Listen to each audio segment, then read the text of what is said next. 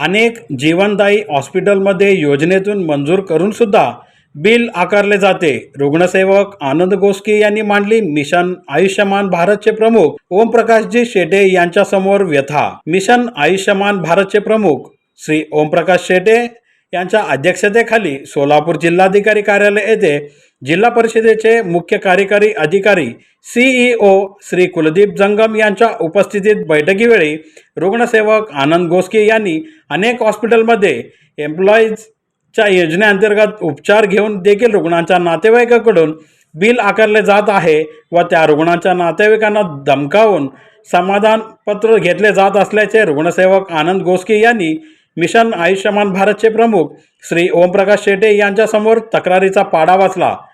यावेळी ओमप्रकाश शेटे यांनी अशा हॉस्पिटलवर तात्काळ कारवाई करण्याचे आश्वासन दिले।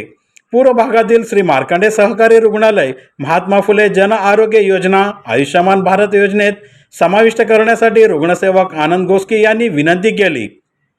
जिल्हाधिकारी कार्यालयात आयोजित आयुष्यमान भारत मिशन अंतर्गत च्या योजनेच्या कामकाजाचा आढावा बैठकीत डॉक्टर शेटे बोलत होते।